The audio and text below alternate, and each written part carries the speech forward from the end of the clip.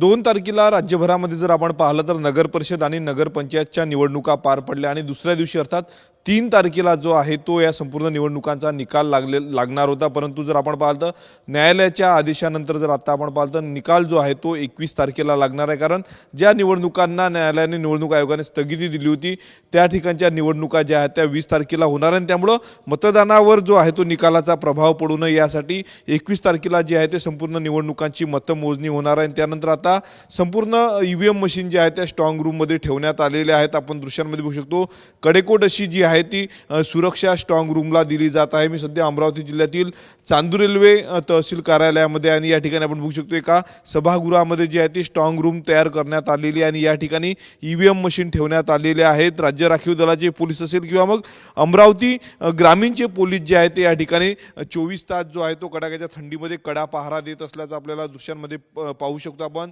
जाळीचं जे आहे ते संपूर्ण बंधन या ठिकाणी करण्यात आलेलं आहे। ज्या ठिकाणी स्ट्रॉंग रूम आहे ज्या ठिकाणी संपूर्ण ईव्हीएम मशीन ठेवण्यात आलेलं आहे या ठिकाणी पूर्ण जाळीचं जे आहे ते संरक्षण या ठिकाणी देण्यात आलेलं आहे। दुसरीकडे जर आपण पाहिलं तर कुठलाही अनुचित प्रकार घडू नये कुठलीही छेडछाड होऊ नये यासाठी जर आपण पाहिलं तर प्रशासनाच्या वतीनं निवडणूक आयोगाच्या वतीनं काळजी जी आहे ती घेतली जात आहे। मोठा पोलिसांचा बंदोबस्त जो आहे तो सध्या आपल्याला या ठिकाणी पाहायला मिळतोय। अमरावती जिल्ह्यामध्ये जर आपण पाहिलं तर तब्बल 11 स्ट्रॉंग रूम जे आहे त्या तयार करण्यात आले आणि त्या ठिकाणी संपूर्ण ईव्हीएम ठेवण्यात आलेले आहेत। SRPFचे जवान जे आहेत ते तैनात या ठिकाणी करण्यात आलेले आहेत। प्रत्येक ठिकाणी जर आपण पाहिलं तर 2 API आणि 2 पोलीस कर्मचारी जे आहेत ते ग्रामीणच्या ठिकाणी ठेवण्यात आलेले आपण दृश्यांमध्ये बघू शकतो। 21 तारखेपर्यंत जी आहे ती ही कडेकोट संपूर्ण सुरक्षा असणार आहेत। अमरावती जिल्ह्यामध्ये जर आपण पाहिलं तर 9 नगर परिषद आणि 2 नगरपंचायतसाठी जे आहे ते 2 तारखेला मतदान झालेलं आहे। त्यानंतर आता 21 तारखेला जी आहे ती संपूर्ण मतमोजणी होणार आहे। त्या पार्श्वभूमीवर जो आहे तो बंदोबस्त लावणार आपण या ठिकाणी पोलिसांचे बेड दिसतात या ठिकाणी पोलिसांचा मुक्काम असतो। संपूर्ण ठिकाणी जर आपण पाहिलं तर CCTV कॅमेरे देखील या ठिकाणी लावण्यात आलेले आहेत।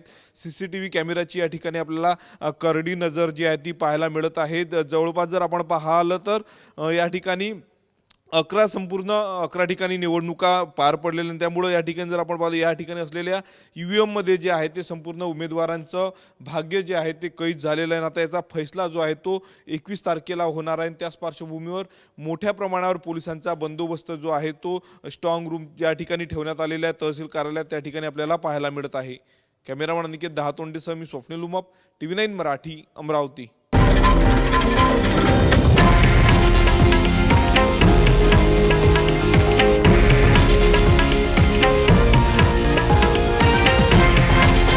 हे आहे देशातील नंबर 1 न्यूज नेटवर्क आणि आपण पाहत आहात TV9 मराठी, एकमेव।